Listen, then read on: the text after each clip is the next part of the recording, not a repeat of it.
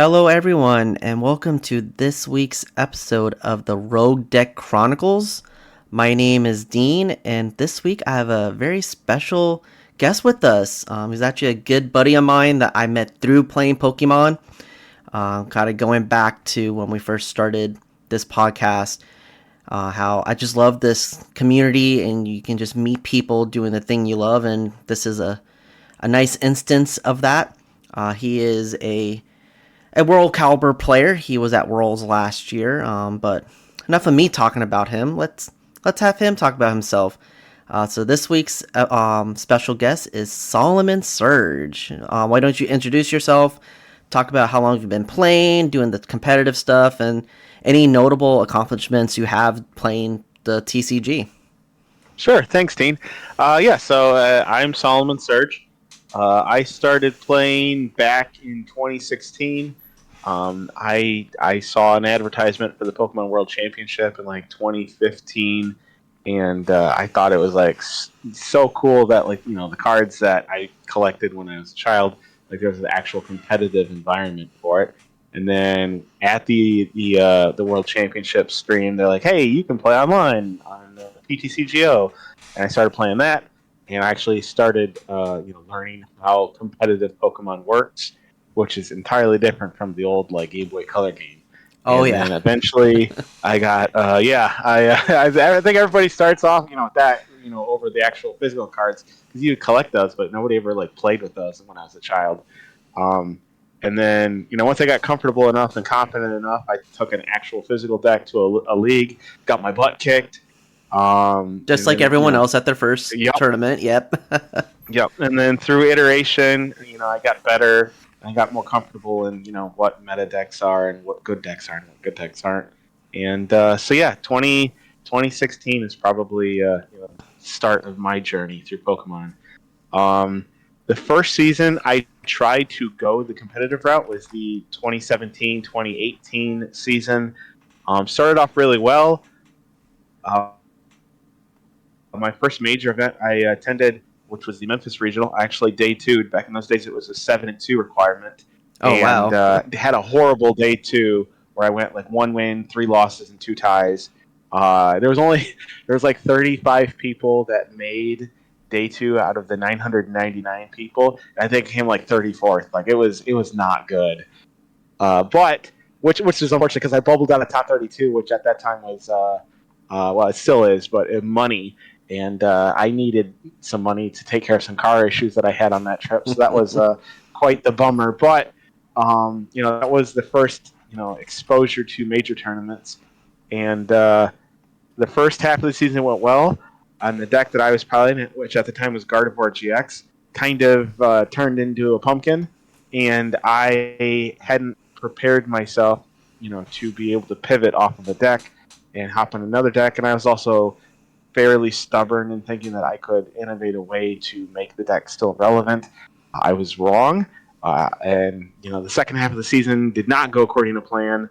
I did not make Worlds that year. I was actually fairly far from making Worlds. And then in the 2018 to 2019 season, I started out playing a couple different decks.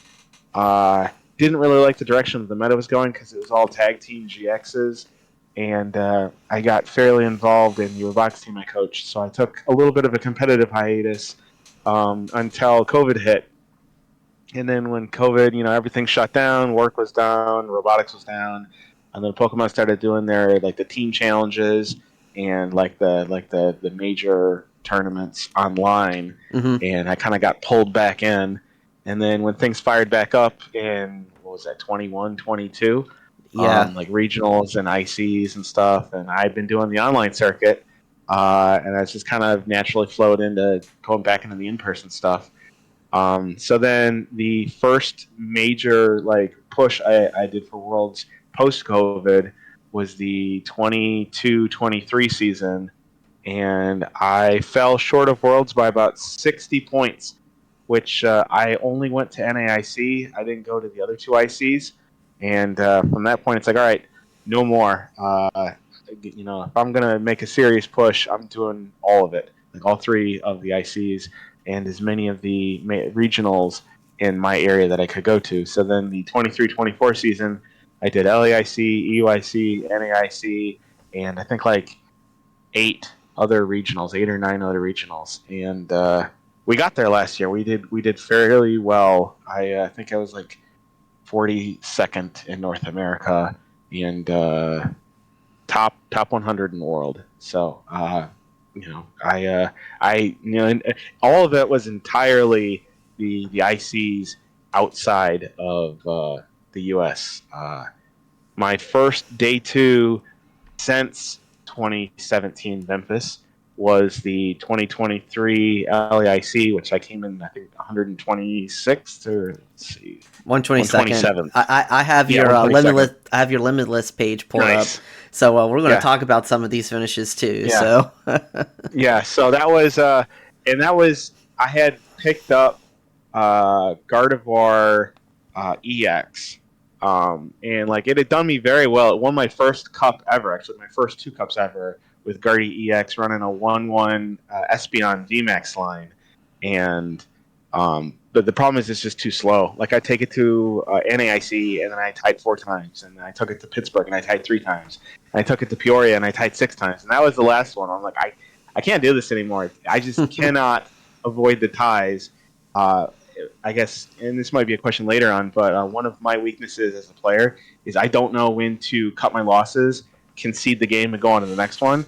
So I switched over to a deck that I knew I didn't have to make that choice as often because the deck would just do it for me. Yeah. And that's when I started doing a lot better at tournaments, when the deck would just kind of win or lose the game for me earlier, and then I didn't have to make that. I could win, but I could also lose, but I won't know until I play out 30 minutes. Oh, I just lost. Now the best I can do is tie the round. That's kind of when I started picking things up, was switching over to the path to the peak Miraidon for the 23 LAIC. And then for like the 1 month or 2 months that it was really good, I got my best 2 placements, which was 2024 at EUIC. I came in 15th. And losing my winning in to top 8 to the top Charizard player in the world at that time. So that was a little. He just ran circles around me. And then 2 events afterwards was the 2024 Indianapolis Regional, which people had already started to believe that Future Hands was dying as a deck, and I pushed it out to another top 32 with a 23rd placement. But that was the last day 2 I made with that Future Hands deck. I tried it at NAIC a month later, and Brander knocked me out of top day 2 contention. So another really good player that just ran circles around me in my winning end game. Just the fact that you're getting knocked out of major placements by like really top players just says a lot to your ability as a player yourself. Like I never had that opportunity, at least not yet. I think I've gone against a couple name players, but nothing like Bradner or anything like that. So like the fact that you're like, oh yeah, just Bradner knocked me out. It's like at least you had the chance to go against someone like him. Yeah, thank you. Yeah, no, it is fun. Like you're sitting across the table from like Ivan Stevanov, or like a Jesper Eriksson or one of those characters, and it's like they are top tier world class players, and it's like it's almost a little bit of an imposter syndrome where it's like I'm good, but I don't think I'm that good, and sometimes I can come out ahead, and sometimes I get my butt kicked, but you just let the cards fall as they do. Yeah, and it's just being at some of these regionals with you. I remember we both made day 2 at Charlotte earlier this year, and you're like one of my biggest cheerleaders. Like, it's like, oh, Dean, you made day 2. You gave me the biggest hug, and we're walking to the venue the next morning together, and you're like checking in on me every single round, seeing how I'm doing, and you're like super positive about everything. You're like, oh, just one more win. So think about it, just one more win, you get like a top 128 or whatever the next thing is, and it's just that's one thing I really appreciate about you, and whenever we go to tournaments together, is your positivity with the game and just supporting one another. Not sure if I ever had the chance to tell you that, but like that meant a lot to me in that position. Being I've only made day 2 once in my life, and having someone in my corner like you made the experience so much better. So this is the type of guy Solomon is. Everyone, he's just a great player, great guy, and I'm just glad that I was able to bump into you during these events. Absolutely. Thank you so much. Yeah, Pokemon's always more fun when you got a crew to hang out with and collect intel with, and if you have things that come up, some people that can support you, that stuff's always helpful. So if I have that opportunity to do such, I'll be there. So, Yeah, yeah. So we kind of talked about like your journey, some accomplishments. But yeah, if you have a chance, look up Solomon on Limitless. He has 1, 2, 3, 4, 5, 6, 7 entries on here, with 2 of them being cash. Like you're the only person I've known that 7 got a entries cash. so far. Exactly, so far. We have Toronto and next week as a time of recording, so we'll see if we can add on to that. But yeah, just take a look. He is an accomplished. I would say you're a rising star. You no one really talks that's a pretty about. good descriptor. Yeah, I'm gonna say no one really says your name, but like I'll listen to other podcasts, and I remember listening to Uncommon Energy. I think the week after Charlotte, and they talked about some cards in your list, particularly that we'll probably talk about later on. But like you just gained a call out from these big name players too. Like I would say you're becoming newer in the scene, and I think you are a force to be reckoned with the type of decks you play, and like you are gaining top finishes, like 15th at EUIC. Like that's a pretty big deal. So yeah, I guess rising, is a pretty good descriptor, because I don't have the clout or the name recognition. Part of it's because I'm just not on social media in any way, shape, or form, because I don't really want to touch that toxic mess. But yeah, once I get into one of these top 8s, I think that's gonna help. Because those are kind of the decks that people really break down and isolate. And if I can string together 1 or 2 of those, that'll go a ways to having people actually remember the name.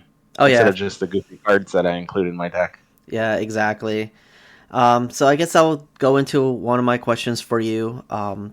Just what type of decks do you enjoy playing, either casually at like locals or with your friends, and also competitively? I don't want to assume they're one and the same, because some people just love playing the goofy stuff at locals, and then when it comes to these regionals, like you're in a whole different mode. So like, what do you gravitate towards when you pick a deck to play in either like setting?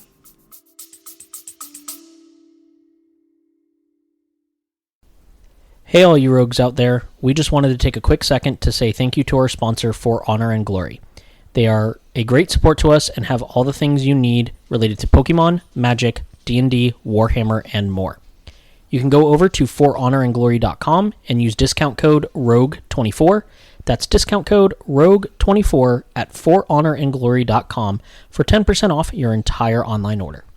Alright, let's get back to talking about those sneaky decks. Sure. So I think they actually are fairly different. As I had mentioned to earlier, for competitive, I need to play something that's faster, something that's a lot more aggressive, high tempo. The deck decides if I win or lose in like the first 2 turns of the game.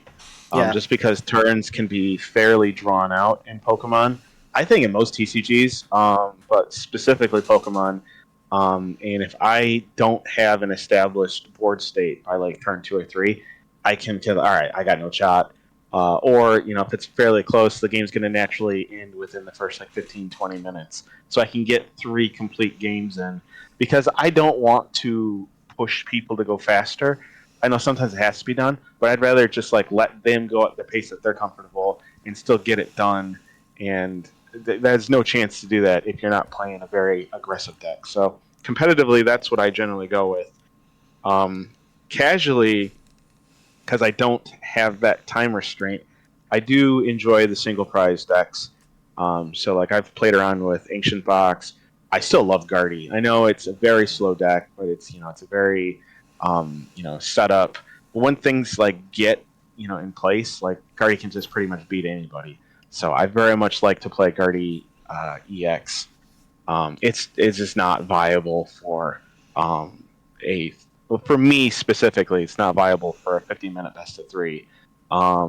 Yeah, so a lot of the single prize stuff. I still love feature hands, so I play around with that a little bit, but I just think it's a little too slow. It's too vulnerable to Lost Vacuum in the current meta. So maybe post-rotation I can flirt around with that, but for right now it's just casual play. And then a lot of decks that I've tested previously for previous formats and then didn't actually take them to tournaments. I still have the decks built, so I'll just screw around with those, like Chen Pao and what else do I got built? I got Charizard, but that's kind of more like a secondary. So yeah, it's really just anything and everything I got. I'll play around with it a little bit, but it's for casual. I do have a soft spot for my single prize decks. Yeah, I totally get that too. I love. I was playing Ancient Box for a while. I did okay in locals with it. I there's something about like slowing down the game with a single prize deck because we're such in a, like you said, we're in a very aggressive like 2-2-2 format. So to be able to control the tempo just even a tad bit, I know Iron Hands is out there, but there's only a couple of decks that play that. So just being able to do it at your pace, there's just something satisfying about that. So I totally understand that too. Mm-hmm. Agreed. So, knowing that you are a competitive player, what do you like about going to these events? Is it just like, do you have a competitive nature? Do you like the camaraderie with meeting up with people? Is it just like the trading aspect? Like, what about attending regionals and ICs and, in your case, worlds? What do you like about that? So I am a very competitive person. In high school, I was academically competitive.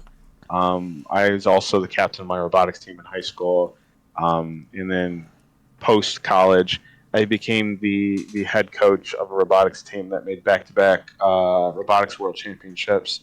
So Pokemon is just another avenue that allows me to excel at something that isn't necessarily work related. Like it's kind of just it's a hobby, but it's something that if I do well enough at, it'll pay for itself. That's always nice. I like hobbies where I don't have to dump a ton of money into. The hobby will kind of support itself financially. It also kind of distracts some of my free time because I feel like a lot of people they have work and then you go home and you take do laundry and if outside of TV shows and stuff, it can be fairly monotonous and boring. Whereas these, challenges, whether it's robotics or Pokemon or something else of that nature, provides kind of a schedule.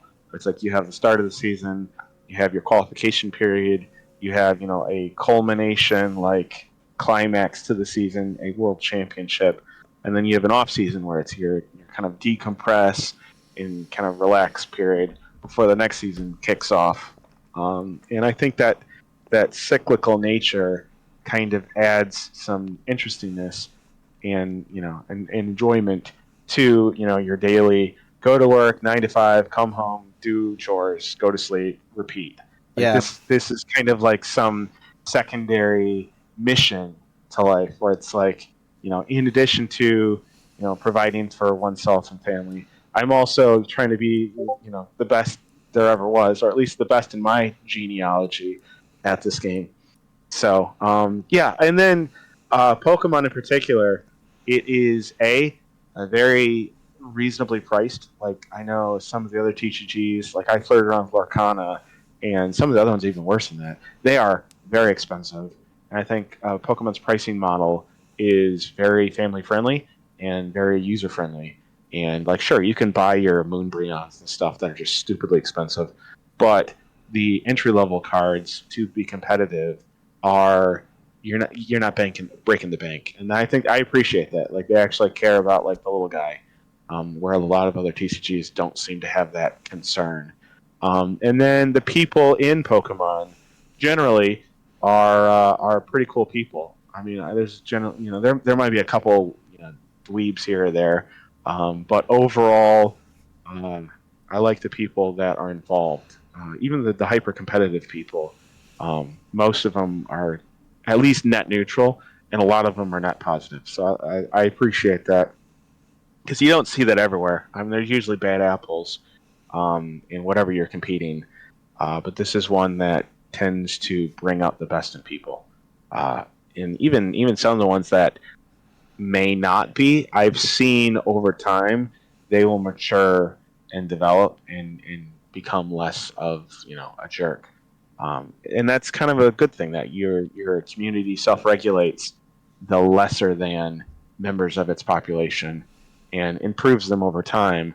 And somebody that may be a rapscallion one year, 3-4 years down the road, they're actually someone that's contributing positive to the community, whether it be through YouTube or through coaching or through mentorship or what have you, or just being an upstanding citizen.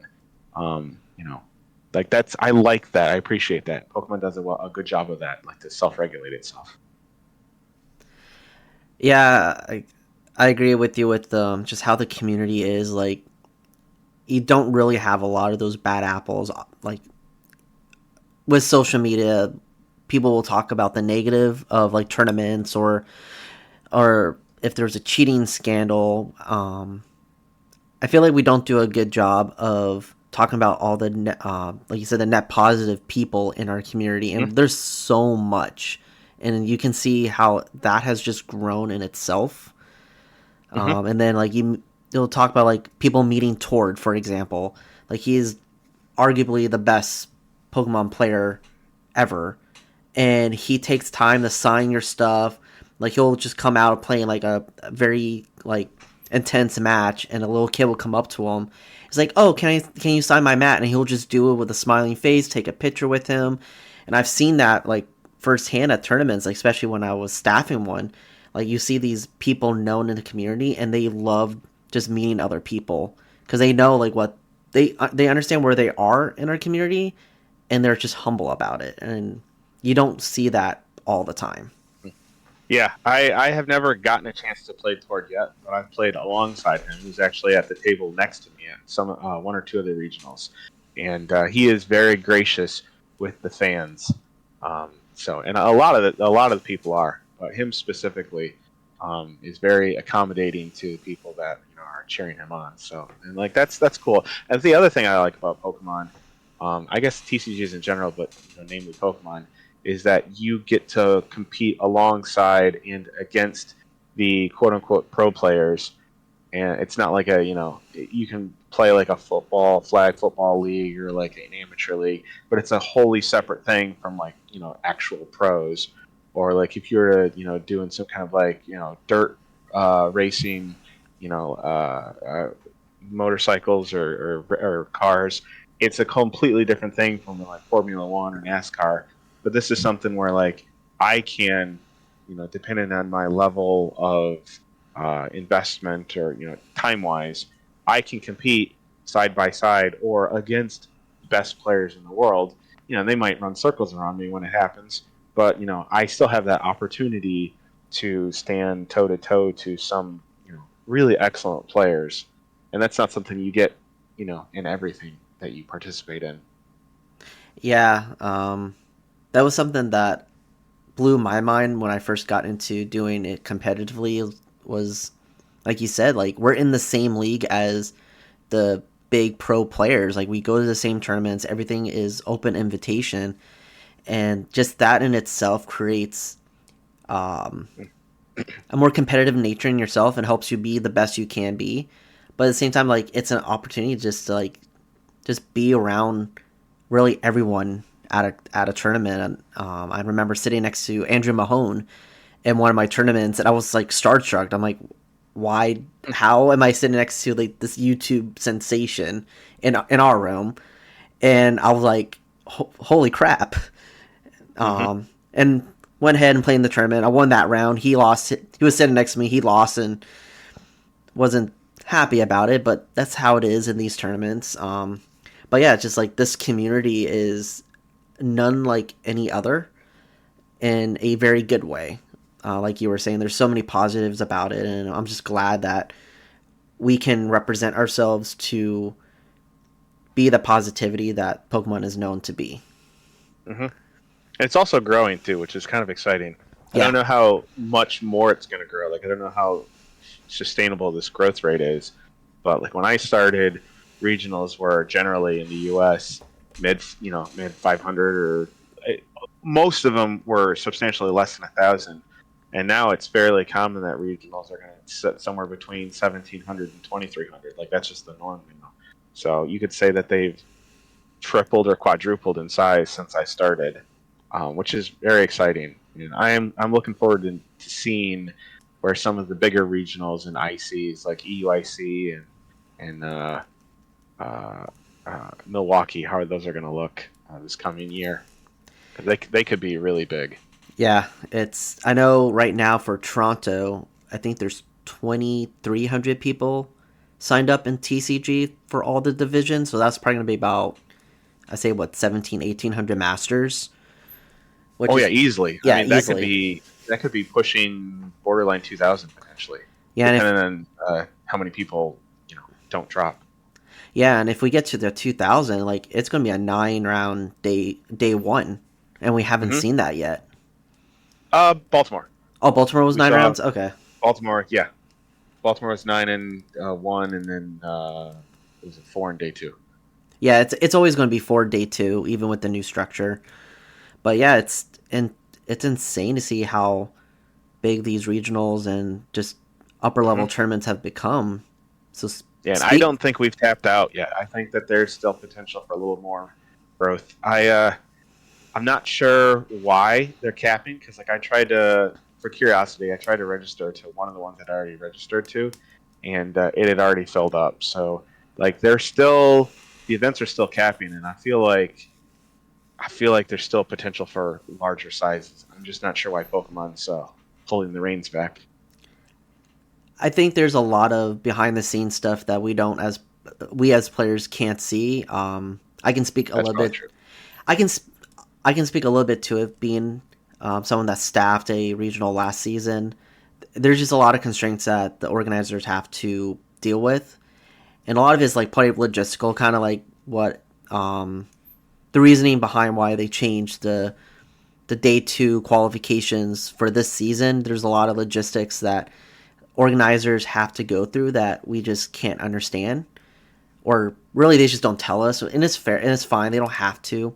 We're players, they're the staff. There is a separation.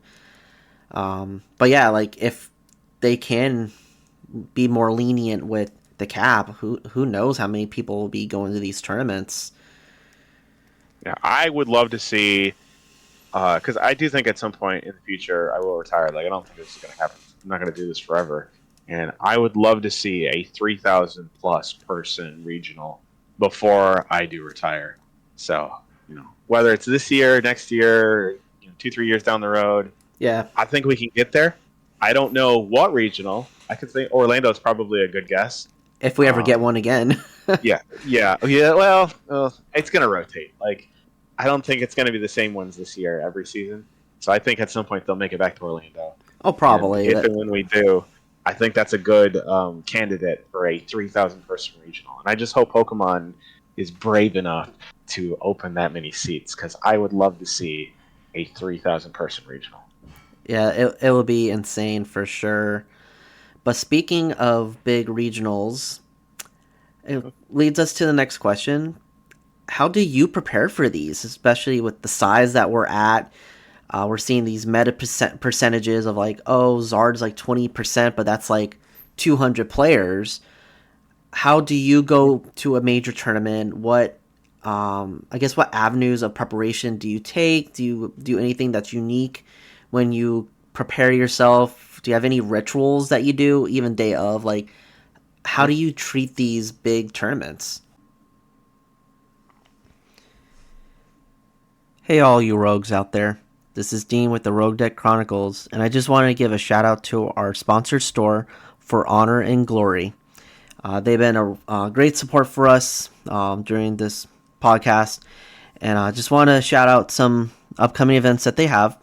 this upcoming Saturday, December 6th at 7 p.m. They have their monthly challenge going on.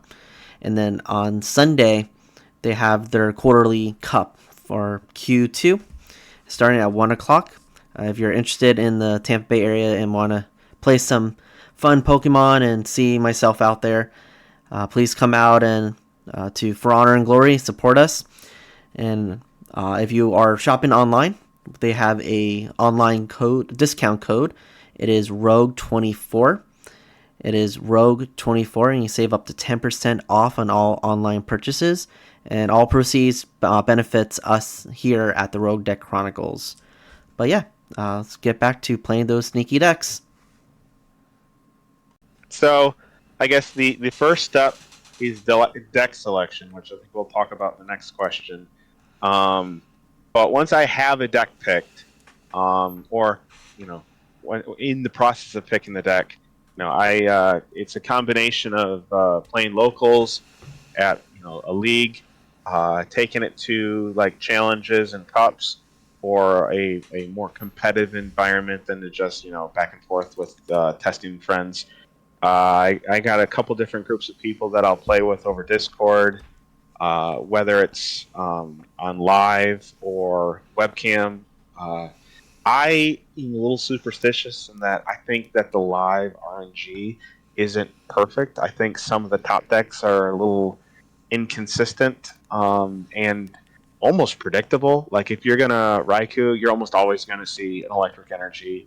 I think there's some programming issues with their randomization that I don't see with actual physical cards, because that is the definition of truly random instead of just a program that's trying to simulate randomness.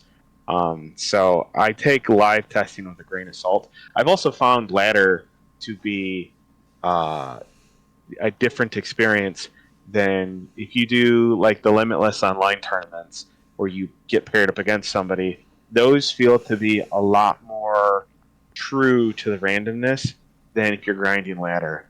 This will all just be conspiratorial nonsense, but it definitely, in my 2,000 plus games I've played on Live's ladder, it feels disingenuous to true randomization. So yeah, the in-person practice, in-person cups and challenges. I will do occasionally the limitless tournaments if I don't have anything in person nearby, and or if I just really have no idea what I want to test. Like going into EYC last year, it was a split between 2 or 3 decks, and I really wasn't sure if Future Hands was going to be the play. It could have been Roaring Moon. So I was very aggressively testing 2 different things on Limitless, and Hands won it, and thankfully, it did, because it did very well with it. Yeah, so it's just kind of a plethora of different things. Nothing really unique event-wise. I do have a spreadsheet that I maintain for one of the testing groups that I'm part of, and that document details a number of items, namely my matchup data. So, like, a deck that I'm testing, like Miraidon, for example, what matchups I do well with, what matchups I struggle with, if and when I lose in testing, what are the reasons why I lost, whether it's poor generator hits, or maybe I just had bad starts, or maybe I made strategic errors, or my supporters didn't give me the things I needed. So that allows me to kind of bookmark and benchmark historically how the deck is performing for me. And then if I notice trends, I can try and correct those trends, whether it's card selection, playstyle variance, turn choice. I also keep track of, at the major events, what are the point thresholds for the different placements. So for example, do I need 30 points for top 8? Do I need 28 points for top 16? So that way, when I get to like the last round of a regional or an international championship, I will know what happens if I win this game? What happens if I lose this game? Is there a difference? Let's say for top 128, can I just ID and then don't have to worry about win or loss? So I have all of that mapped out so that going into an event, I know what I'm working with. So I make a wise and correct choice. Because you'd be surprised, a lot of people have no idea if it's safe to ID into whatever bracket they're trying to get into. Let's say top 64. You can win or you can tie, and you're still going to be top 64 either way. So why risk losing and then missing out on top 64? So I have all of that mapped out, and then for new formats, I will document the Japan meta, just because a lot of that will have similarities here in the States. It's not a 1-to-1, but it's close enough. Well, just 75-25, that it's a pretty good indication. And a lot of people, including myself, will use the Japan decks as kind of a starting point of how I want to craft any deck that doesn't exist. Like, for example, the Zoroark EX deck that's going to be coming out. I have no idea how I need to build it, but Japan will have had months of playing with it for me to start with their deck and then mold it to my individual playstyle. Awesome, yeah. I do the same thing with the Japanese meta too. I love trying to stay on top of it because, like you said, it isn't an exactly 1-to-1, but the meta is similar enough to where you can see what is doing well, and then how can we adapt it to a best of 3 tournament style versus everything they do is best of 1. So their stuff is more about getting consistent, good setups. So you'll probably see some doubling up of cards that we won't see over here on the Western side of everything. But I think that's smart to kind of, when we look at future formats, to look to Japan, because they get the cards so much earlier than we do. So I think that's smart, and just having a spreadsheet to track it all, that way you're not just relying on your memory. I think that's really impressive that you and your team do that, and it shows why that you have made the growth that you have as a player. I don't do that, but I also don't go as many tournaments as you do. But that's something maybe I need to start considering, and maybe our listeners, some advice for them. Like, he's a top player. Like, listen to what he does, and maybe that's something that you may want to try on your own preparation side too. But back to deck selection. Mm-hmm. You have a type. At least according to Limitless, you have a type. Mm-hmm. And it's future Pokemon, primarily Miraidon. So I kind of just want to get into that. I know you did really well last season and the start of this season with this archetype. So what drew you to playing this deck? Like, why have you stuck to this deck for so long? What are the things you like about it? What are the things you wish you could change? And just kind of talk about, like, you as the Miraidon player. Sure. So, I played during ADP. I remember that being a completely broken format where, it would do their setup attack, the GX attack, and then they would effectively win the game in like 2 or 3 turns. Oh yeah. And it was oppressive. It was downright disgusting, for being honest. And it was one of the primary reasons that I took my hiatus, because I don't want to deal with this anymore. Like, I can't play fun stuff. And then kind of like an about face, we got Iron Hands, which has a similar mechanic. A little different, where it's not like a static effect throughout the remainder of the game, but like you get the same outcome, which is like I get to cheat the prize trade and take additional prizes. I think that effect in and of itself is the strongest effect in the game, and therefore I can't remember who said this, but I do remember listening to it on a podcast somewhere. Play a deck that plays the strongest card in the game. And if you play a deck that plays a collection of the strongest cards in the game, you're probably going to win, because you just have all these broken cards.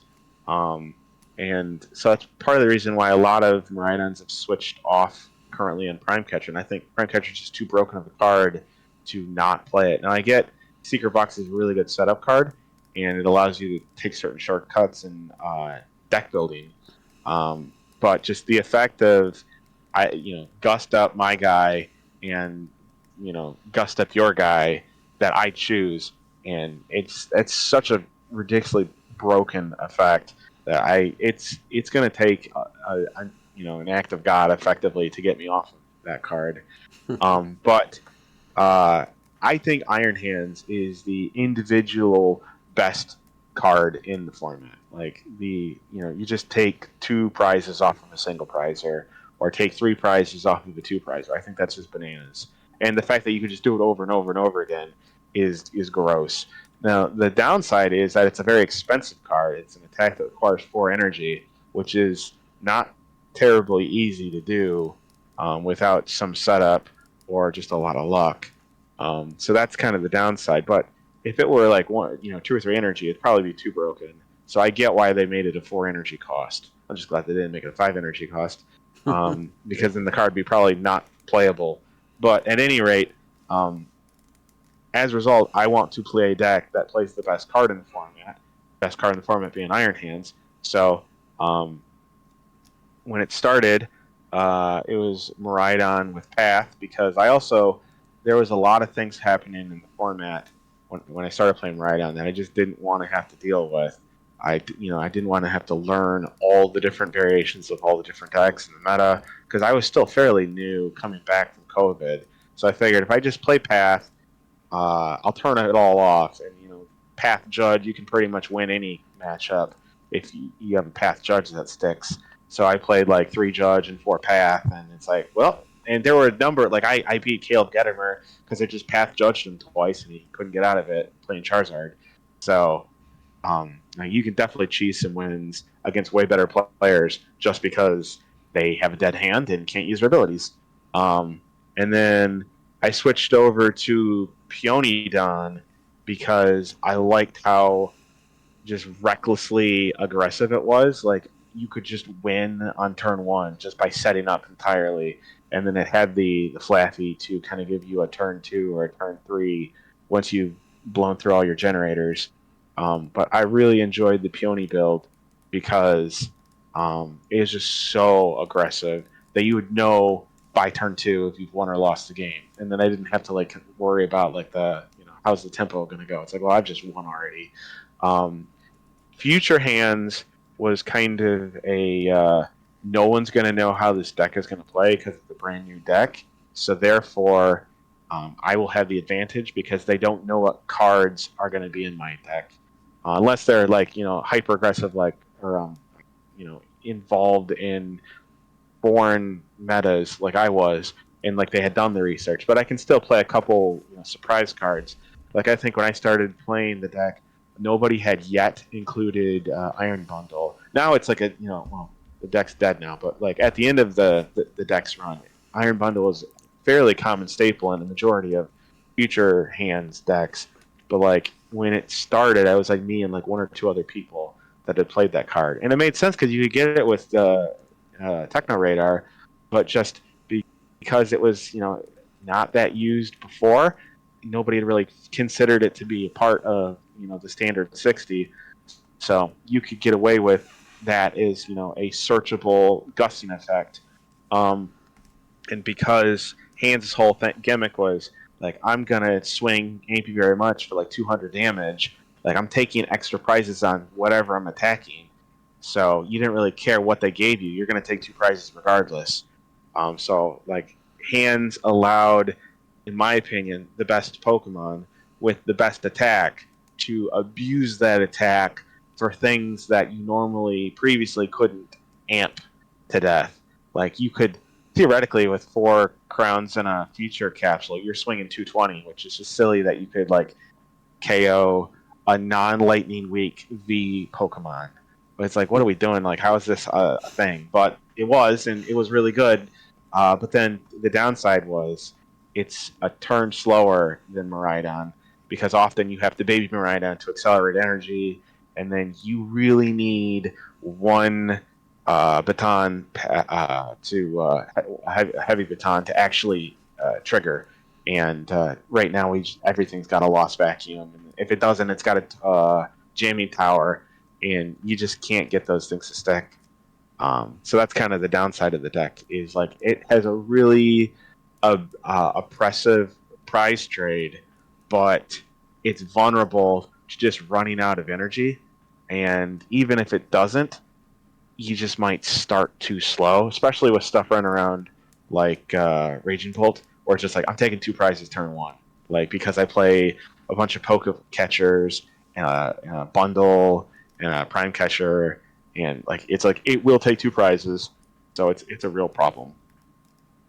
So once the deck got too slow, which was around NAIC, I switched back to Miraidon, because again, Miraidon can very easily utilize hands, which I think is still the best card in format.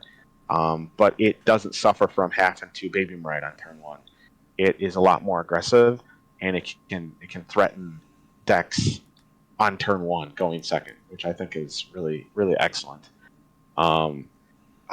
I don't play a standard list, even when it was more played before this set that just came out. I have a number of cards that either very few or in some cases nobody else plays. And part of that is because I think there's intrinsic value or utility in those cards.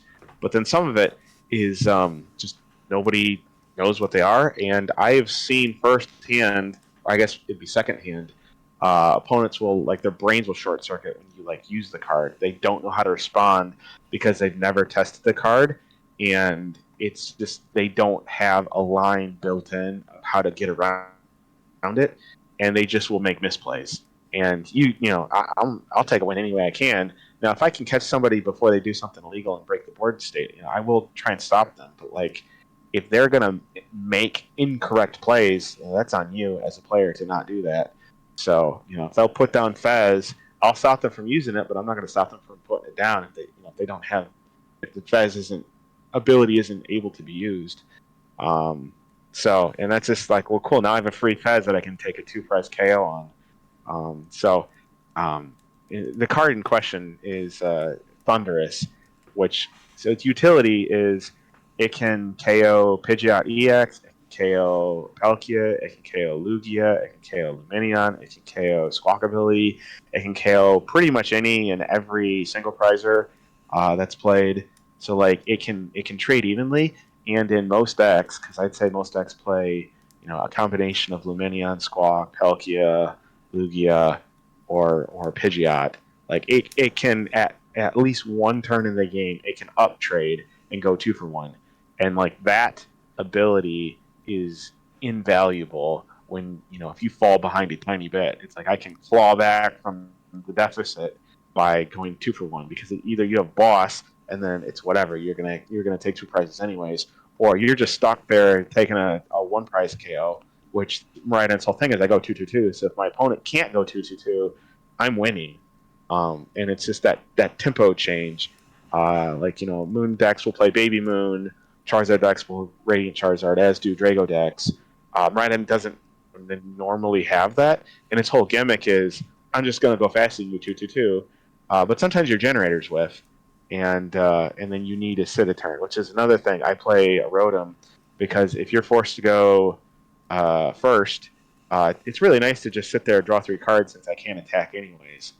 So that's I saw a Japanese player do it, and I'm like, that makes way too much sense because I can get it out with Miraidon, and it's a V Pokemon that I can attach a Forest Seal Stone, which feels a whole lot better than putting the Forest Seal Stone on Miraidon. I'd rather put the Bravery Charm on that guy, or an emergency board. So the Rotom's just a perfect Forest Seal Stone target that also draws me 3 cards. If I'm not doing anything. And there's been a number, probably humorously, the Lugia deck, where I will blitz out early, take 2 or 4 prizes, and then run out of energy or just tempo because I've gotten too far ahead of them and they haven't taken enough KOs for the Blood Moon Ursaluna to activate. So I'll just sit there, throw up like a 1-prizer, Rotom for a turn, effectively saying, please take a KO so they can actually go back to doing stuff. Mm-hmm. They'll oblige because they want to win the game. and then now I have more cards in my hand, so I can boss up whatever I want and kill it. So Rotom just allows me to, like, if I'm falling behind, I can throw something up like a Pikachu EX and say, you can't kill this. I'm just going to draw 3 cards, and then next turn, like, I'm back at it. Or I've gotten too far ahead, and like maybe I whiffed the switching card from Miraidon, so I can't attack this turn. So I'm going to just throw something up and Rotom for 3 cards. And it's like, cool, now you can take a KO, and I'm back at it because Fez is active. So it's just kind of like a I need extra resources that I don't have at the moment. We're just gonna pause, draw some cards, and then pick back up where we left off. So it's just include a couple cards that aren't necessarily what your opponent's going to expect, and then they when you play them, they're kind of caught on the back foot. Recently, my buddy Eric was playing double Zapdos at Louisville, and I actually really like the idea because it allows Miraidon to hit 240, which is a relevant number, and to bolt and a couple other things. Plus, if Zapdos is prized or they KO the Zapdos, which is a very common strategy, and let's say Moon, for example, you just get out the second Zapdos, and you're like, cool, I'm still hitting 230. Iron, what is it? The one that's ability lock. Why am I blanking on that? Quad Thorns. Oh, Quad Thorns, yeah. They will actually intentionally boss KO the Zapdos over taking chip damage and the 2-prizer, just because it's like, well, I can't be one-shot by Miraidon. And they're like, oh, cool, Nest Ball out, second Zapdos, swing, you're dead. Like, that's just such a good tempo move. Especially since when they're bossing the Zapdos, it allows the Miraidon to hit again. And it's like, they're thinking, I'm going to boss up the Zapdos because they're not going to be able to get a second one out. And then he's going to whip the KO because he's only hit 220. And you just like, all right, cool. My Miraidon can attack again. Here's Zapdos number 2. Another Thorns is gone. That effectively just wins you the game if they do that. Double Zapdos allows you to hit some pretty funny numbers that you wouldn't previously have been able to hit. It allows Raikou to hit 260, which is relevant for Golden Go and Blood Moon, with one less bench opponent bench. Because they can, if they're thinking you can only hit up to 250 with one Zapdos, or with the current Miraidon list, you can only hit 240 because you don't play any Zapdos. And you're like, cool, double Zapdos, you're dead. Like, that's just being able to take these turns in the KOs that your opponent aren't expecting allows you to just much more often and more easily win games that you wouldn't have previously been able to. Well, thank you for the masterclass on Miraidon. Oh yeah, absolutely. But yeah, when I remember back in Charlotte, you were telling me about this Thunderous card, and you were going on and like how good it was, and just seeing you do well with it. And then now I'm looking at like all your lists, and you're always playing that Thunderous. It's like I swear by it. Yeah, and every time I talk to you, you're like, I don't know why people don't include it, and like you're literally the only person that has it in their list. Like, I'm going through every single one of your top finishes, and no one's copying what you do. Like, Miraidon isn't a rogue deck, but in the way when you play Miraidon, you're doing it so differently, but yet it's working for you. And as you can tell with your finishes, like, you're making day 2 constantly by thinking of the intrinsic values of these cards that no one's expecting. And I think that's really cool, and just I can't wait to see how you're going to do that with decks going forward. So with you being more of a seasoned player now, and if you've made it to Worlds, and you've done well at all these top tournaments, what advice do you have for players that are interested in going to their first tournament or wanting to be more serious about doing the competitive scene? So going to the locals, go to, before you do like a challenge or a cup, kind of get a feel for what like your local scene, like what people like to play. And it's not perfect because people bring to locals anything, but like at least gives you an idea of what people are bringing in terms of deck selection. I would say focus more on a consistent build for locals, because it's best of one. Either the deck works or it doesn't work. So there's no value in teching out a bunch of stuff if the deck's going to just faceplant on turn one because it doesn't get set up. But I do think there's value, and if you see like everybody at your locals is playing Charizard, for example, you're probably going to want to make sure that your deck can beat Charizard. If everybody's playing Golden Go, then like it would be pretty dumb to play a deck that just auto loses to Golden Go, whatever that would be. I'm not really sure. So like there is value in knowing what the local meta is with respect to just the general meta, because the local metas do vary from state to state, and probably even from like local to local. If you're going to a major regional, you're definitely going to want to play a deck that you're comfortable with. But you probably should have a line to win in like the 5 or 10 most common decks. Like I don't think you need to like have a game plan for like all 20 plus like decks that are running around right now. But at least 75 to 80% of like the top 10, like 7-8 decks, you should be like, all right, this is my game plan of how I beat this deck.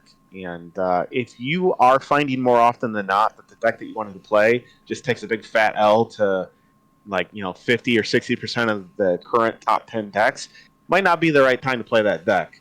But if you find I can win top 1 through 4 and then like 7 and 8, 6 out of 10, 7 out of 10, you probably survive that because it's a roulette at the end of the day what you run into. But like as long as you're prepared enough that you on paper this matchup's not favorable, but like I know my line, making this personal, Charizard is theoretically an unfavorable matchup for Miraidon, but I know my lines enough that like I think I'm actually plus above 50% in major tournaments versus Charizard. Like it's close, but it's probably like 52% win, 48% unwin, just because I know what my lines are, and I play some cards that Charizard isn't expecting at times that they're not expecting. And I think a lot of decks, if you have a very set line that's like, I do this, I can win the game, and they don't see it coming, they can make misplays that allow you to just accomplish that. Like, for example, I think it's a misplay for Charizard to not play Pidgeot against Miraidon, because you can late game Iono them, and if they don't have the boss, they just kind of lose the game. But a lot of Charizards will think, well, I don't put the Pidgeot down, he just doesn't have 2 prizes. And it's like, yes, but then you also can't just search your deck for whatever card wins you the game. You're at the mercy of your top decks. So it's a mistake that a lot of Charizard players will do. And if you can play to those outs, if your opponent doesn't play Pidgeot, then you can just like, all right, time to Iono you. Now you lose the game because you just don't have the cards you need to win the game. So if you have those lines in the borderline matchups, and then you play to those, you're like, all right, my opponent didn't put a Pidgeot down, time to Iono them so I can win the game. That will go a lot into allowing you to pull those 50-50 matchups into the W column so you can get your day 2s. And then definitely be aware of time. I keep a notepad so that I know when the time in the round starts. So 50 minutes, that's when we got to be done. And then if we're getting close, like, it's like nearing the end of game 2 and we got like 15 minutes left, we got to pick the tempo up a little bit because we still got to get a third game in if this one doesn't go to time. So being aware of time is relevant. You really don't want to blow 20, 30 minutes on the first game, just because it doesn't leave you any room for if you have issues in your second game. Or if you don't win the first game, then you're on the back foot because now I got to win 2 games and I only got 20 minutes left. That's not going to work. And then also I have found keeping track of your opponent's board state and your board state is helpful in not making misplays. So like I set my cards out that I play, like supporters, for example, separate of my discard pile, so I don't double supporter in a turn. And knock on wood, I have not double supported since COVID. So that's been helpful in preventing that mistake. And then if I don't remember energy attachments, I'll like confer to my opponent, because if they say no, you haven't attached, then you're good. Because then even if you have and they don't think you have, then it's like, well, they don't. You're set. But generally, like, that's one I don't forget. But your opponent will make mistakes. It's a natural part of the game, and I'd much rather prefer to catch them Ionoing before they do it than after they do it, because it's just a pain in the rear, and nobody likes that. Nobody wants to feel like the jerk that Ionoed after they've already played a boss, because then you have a broken board state, and you have to call the judges, and it's a big hassle, and it's embarrassing to be the person to do it. So I'd much rather catch them before they do it. I'm not going to remember if I don't write it down. So like I have the note sheet so that if they've attached, they don't do it a second time, because that's only going to hurt me. Like, double attachments are energy acceleration for them that I get no benefit of.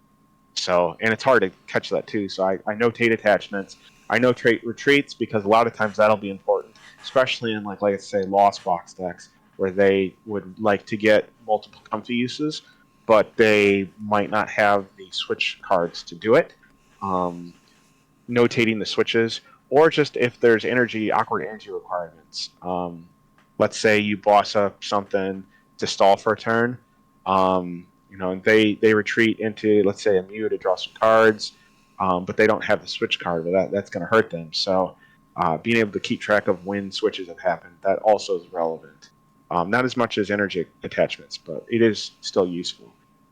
Back in the day, for anybody that's played right after COVID, the Inteleon engine was a huge problem, where people would play down Drizzles and Sobbles, and if you didn't keep note, like, you could easily like double evolve in a turn, like from Sobble to Drizzle to Inteleon, and like nobody be the wiser. But if you like notate, they put down Sobble this turn, then they can't evolve. Like, after they played their supporter and after they looked through their deck 3 or 4 times, like, you're not going to forget because you wrote it down. At least that's how my memory works. Is I remember things a lot better once I put them on paper. So all of that is value for documentation. And then you'll see on stream people using tokens. I'll tap my cards when I've used abilities. I don't think either is better. I'm just lazy, so tapping's quicker than getting the token and placing it, because then I got to take the token and put it back off the board. Where tapping a card is, it's like a tenth of a second to just move it 45 degrees. And that's just a way to visually remind myself, yes, I've Pokestopped. Yes, I've used Raikou. Yes, I've used Fez. So you don't do it twice, because that's the worst thing in the world, is where you use Fez, do a bunch of stuff, and then you Fez a second time, like, oh crap, I've already did it. Well, now I lost, because that's a double prize penalty. And you don't want to lose to that. It's already hard enough that your opponent's trying to beat you. You don't want to beat yourself. So visual cues, so that you don't forget things that you've already done, is enormous in an asset to allow you to focus on the important things, like strategy, and is my opponent trying to cheat, and is my opponent about to make a mistake, that I can capitalize on, or are they going to make a mistake that I want them to not do, so I don't have to call a judge over them. It just allows you to not have to think about stuff, because it's just documented through a notepad or the direction that the cards are pointing. So I would say all of that stuff is value for a person that is newer.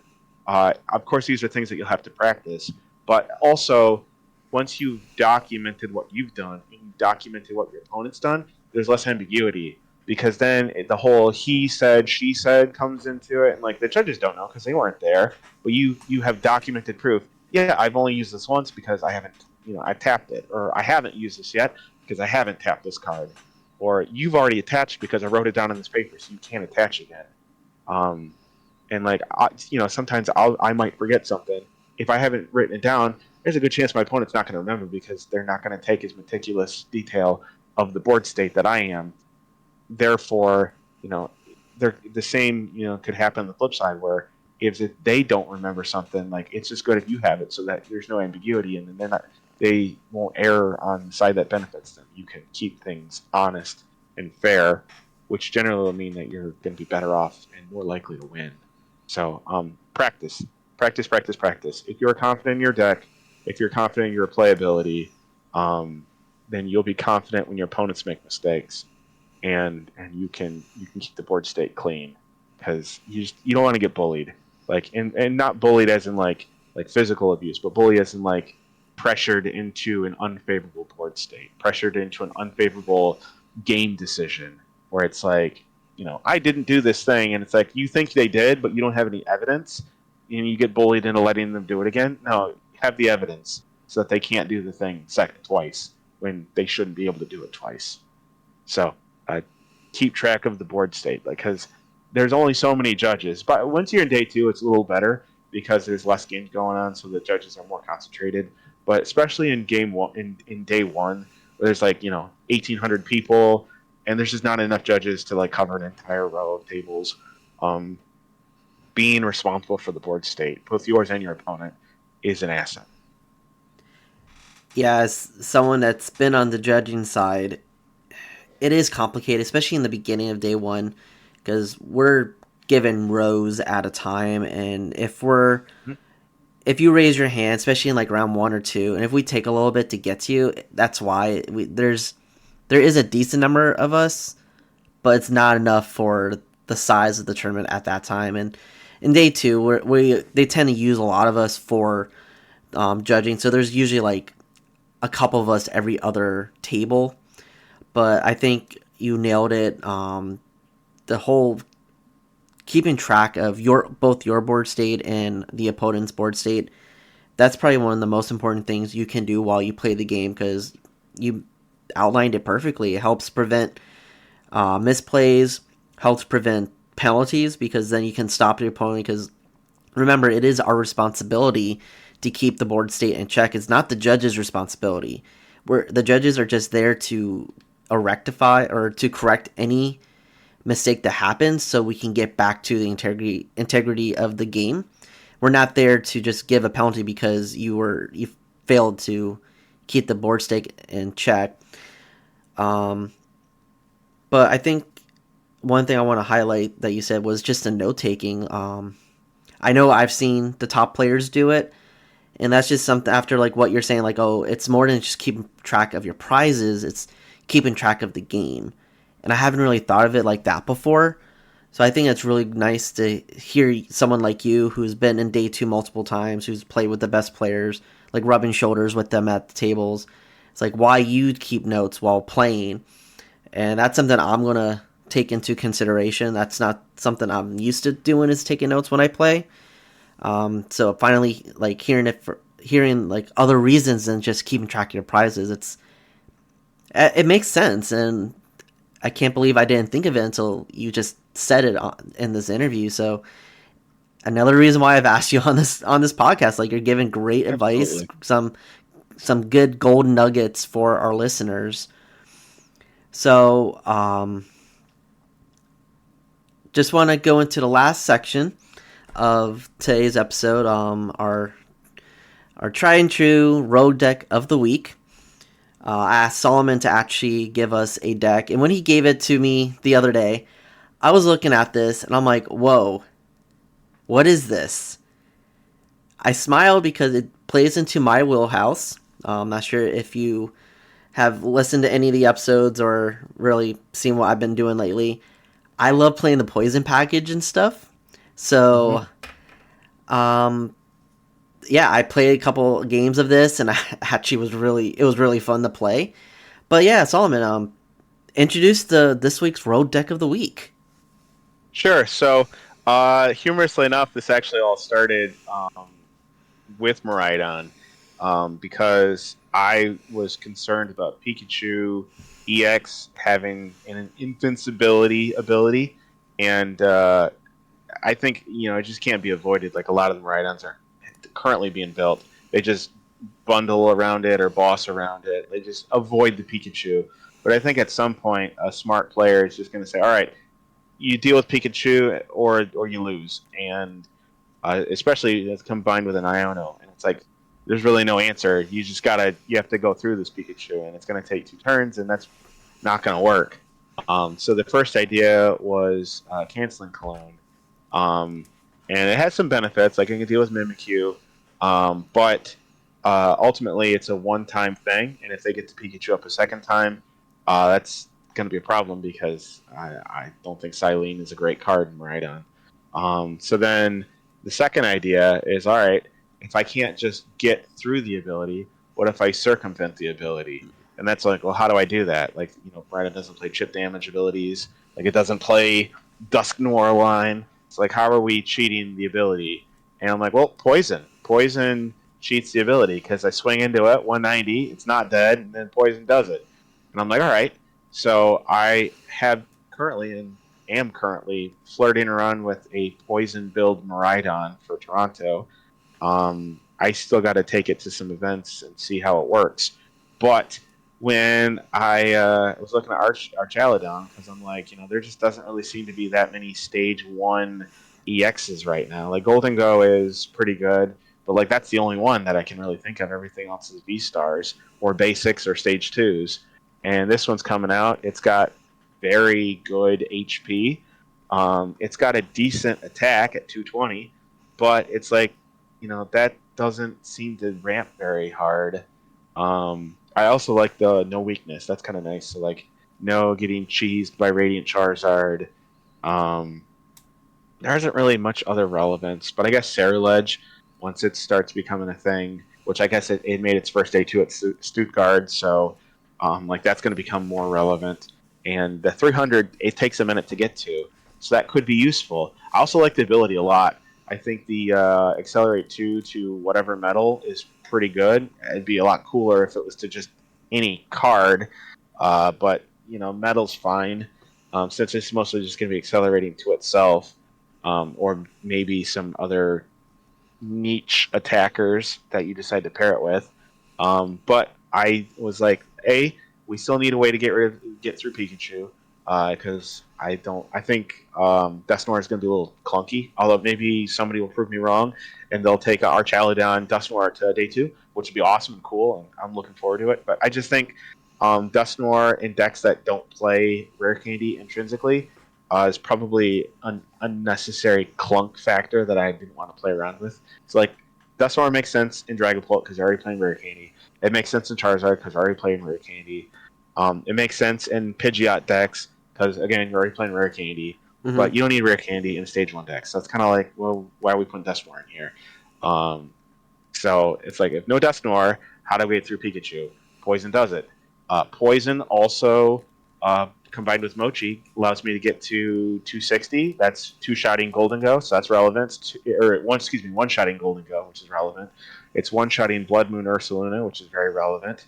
The poison damage on top of Mochi gets to 270, so now I'm one-hit KOing Ceruledge EX, any crazy Zoroark V-Star people that are running around. And then the Radiant Sneasler is the last piece of the puzzle that allows me to get to 280 and 290. So I can one-hit those other normal V-Stars like Arceus and Lugia and Drago and Palkia, and 290 being the Bravery Charmed Raging Bolt. And I can't think of anything else that's 290. So like that's a much more relevant number. The downside, and this is where I'm on the fence about, is the deck really could go for a Radiant Greninja. That would be really nice. So I think that might be a meta decision. If you think you're going to see a bunch of stuff that needs the 280, then you'd run the Sneasler. If you think it's going to be mostly like basics or Golden Go, or stuff that just doesn't get KO'd by 290, like let's say Charizard or Dragon Ball, then you say, forget Sneasler, I don't need it. Go with the Ninja, because the Ninja can draw me 2 cards and get the Metal Energy in the discard pile for the Archaludon's ability to accelerate too. So I think there's a lot more synergy in terms of setup with the Ninja and the Archaludon, but the damage cap, I don't like to get stuck at 10 damage short of KOing a V-Star. That feels gross. So I'm really on the fence. I guess there's that Stadium that would work, but the Artazon in my testing felt too necessary to be replaced by the whatever that stadium was that did poison damage. I don't remember the name Oh, of it. Perilous Jungle. Yeah, it was an idea. If I could somehow replace our Artazon with some other basic draw, because I can't use Poffins because it's like 100 HP basic. So I had the Artazon, Nest Ball, and Prey. Um, but yeah, if I could figure out a way to replace the Artazon, then I could go Perilous Jungle, and then I could easily switch out the Radiant Sneasler for Ninja. So I also like Pokégear just because it's a way to get all my supporters. Everyone's playing Pokestop, so I can just Pokestop into Pokégear into supporters. So that feels really good. I'm not playing a draw ability like Pidgeot EX or some of the other ones. A lot. So my draw is mainly Fez and Ninja if I include it. So the Pokegears are nice, and I'm not playing the generators, so I don't have that that 4 card. I'm not playing some stupid amount of energy like Miraidon does. So I had more room. So it's a card that I'd like to have in Miraidon. It's too tight, but I have space in here, so I can stick it in this list. But yeah, I got the Prime Catcher in there because I think it's a broken card. There's probably a universe where you could secret box this deck, but and there's probably some other ones that I'm forgetting about that would make sense in here. I don't think Super Scoop Up makes a terrible amount of sense, although it would work. I think with the Turos, and you don't care about the energy anyways because you're just going to accelerate it with the ability regardless. So that was the main benefit of the Super Scoop Up is you can pull the energy up with you, and you can Arven for it. But I'd rather Arven for a boss, i.e. Prime Catcher. So also the Scizor was in this list because you need a single prizer. Like I think every deck needs at least one single prizer, so you can throw the price trade off, force them to pop stuff with Dusknoirs, or at the very least force the boss off of an Iono. The baby Duraludon's in there, kind of for a similar reason, but also if they just boss stall up some random nonsense, you could just attach Metal Energy, evolve into baby Miraidon, and then now you got for your Archaludon. Yeah, baby Archaludon, and then you just free retreat out of anything. So that's kind of nice, especially with the Brute Bonnets that are pretty thick and not easy to move. It is a stage 1 deck, so I didn't want to put the Latias in there because it doesn't do anything for Archaludon, but it does have some synergy, being able to retreat stuff and just attacking as a single prizer in addition to the Scizor. But I like the Scizor because the Scyther has free retreat, so that's nice. So I just have a built-in pivot that I can just put on the board. But B, because there's a lot of decks that run heavy abilities. I think Bolt has generally 3 or 4 draw abilities on the bench. Miraidon's got like a billion. Guardy has 2 or 3. So you actually probably more than that. So like a lot of decks are very ability focused, and you can kind of abuse that with Scizor and do some pretty cool damage ramp just because your opponent floods their bench with abilities, and you're like, cool, 250 damage or whatever. So 260. So I think that was a pretty neat include because both the basic and the stage 1 had utility depending on the situation and how you used it. So yeah, so I put some games in. I liked it. The deck felt pretty good. It's slower than Miraidon, so that's always going to be a sticking point. But then most decks are. But I think once you got set up, it's really hard to hit 300 over and over again unless your name's Charizard EX, or I guess Raging Bolt. But if you don't put any single prizers out, then Raging Bolt's not exactly going to be taking 2-prize KO on turn 1. So yeah, no, this had a lot of flexibility in what it could do. I did like this, and it allowed me to further test the Binding Mochi poison combo that I was playing around with in the other decks that I was thinking. Yeah, it's funny that you brought up the Pikachu because one of my first matchups I played with this. Granted, I did it on the casual ladder. I didn't want to mess up my rank ladder. I have a goal. I'm trying to make Arceus tier before tomorrow, before the ladder resets. Yeah, me too. I'm like so close. But I remember it was Pikachu, and it was a weird deck because the casual ladder. Of course, all the decks are weird. But they had the Pikachu fully set up. Oh, it was Pikachu with Baby Trapagos. It was weird. I finally saw a deck that played the Baby Trapagos. Yeah, where you, for a single energy, you can accelerate 2 or 3 energy to your Tera Pokemon. So they did the setup. I'm like, okay, cool. And I was able to evolve. And I was able to Prime Catcher up that Pikachu. And then I had the Poison package available. I had the Brute Bonnet there. And I just Poison, attacked, and then did the Resolute Heart ability. And then got knocked out during Pokemon Checkup. And it's a nice, easy way to, like you said, to circumvent the Resolute Heart ability and get that knockout. It's also a way to circumvent Legacy Energy. I did that at not with Archaludon, but the poisoning gets around so many ways to not take prizes. So I always love a deck that plays Binding Mochi, Brute Bonnet. I've been doing that a lot lately. And it doesn't activate Fez, and it doesn't activate Gift Energy. So that's another way where it's like your opponents don't get to draw cards, and you get to draw cards off the prizes. Oh, so there's so many times I had to stop people from doing it. But I love this. I love the Scizor in this because as soon as I saw the list, I knew why it was in there. Because we're in such a ability heavy format right now, and it only takes 1 energy to power it up. So maybe we can add in a Thornton. That way, if you need to change another Pokemon into the Scyther to a Scizor, you can. But yeah, it's just like you can hit 260, 300 so easily, especially with Area 0 out there now. It's something that people they're not going to be prepared for. So I played 3 games with this, and I won every single game, and it was so satisfying. Yeah, Thornton's a neat idea, actually, especially since you have the Lumineon.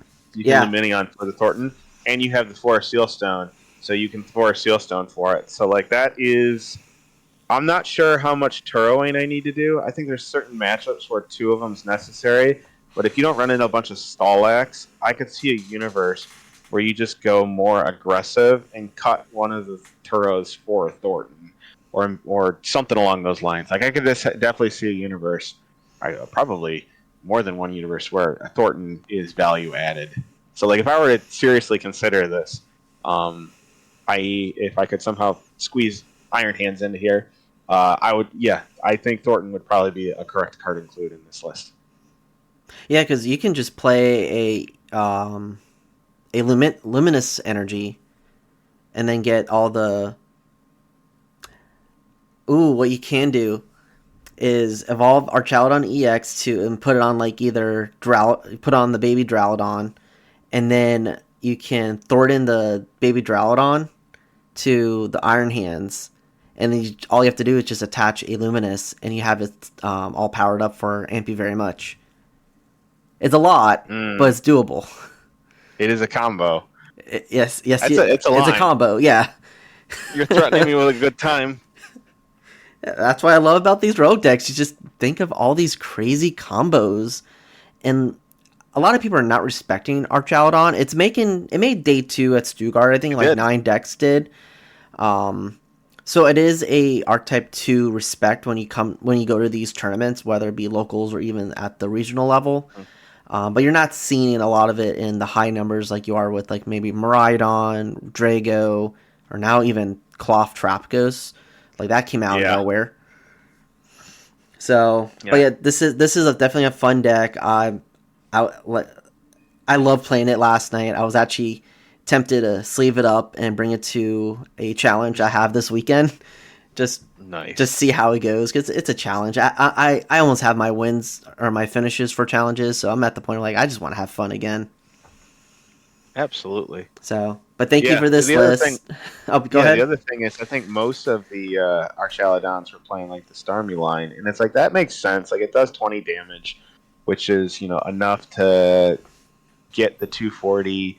It takes care of the Pikachu because it's chip damage, but it's not 260. It's not 280. So like that's only going to help so far. And I thought that the Starmie was less relevant into other stuff, Miraidon, namely. And it was just, I wanted to be able to use this deck as kind of a poison viability test bed. where it's like if poison works in this, it's probably going to work in other stuff. Yeah. And whereas I'm less interested in Starmie. I just don't like the card as much as the poison engine. So it shows you that you can cut an apple different ways. You can run Archaludon with the Starmie damage ramp, or you can run the Archaludon with the poison engine. Like it's gonna get the job done either route. Exactly. So, yeah. Well, Solomon, absolutely. thank you for your time. This has been a great conversation. Excited to spend the Toronto weekend with you, and just kind of picking your brain before we compete at the regional and just like cheering each other on. Absolutely. So before we head out, is there anyone you want to shout out? Do you have? I know you mentioned you had a playtest group. Do you want to? Yeah, just want to give you the opportunity to shout out any teams and people you want to. Yeah, I guess first and foremost, shout out to Team Draw Attach Pass. They've been very instrumental in the last month or two, providing me cards, providing me testing, providing me ideas, feedback on my crazy ideas. Shout out to Team Sacred Fire for similar reasons. They've been longer in my corner, so they've been pretty helpful, pretty supportive. Shout out to the Reinhardts for rooming with me in Worlds and giving me some feedback in the Miraidon decks that I've been playing around with. And I guess Destiny Games in Livonia, Michigan.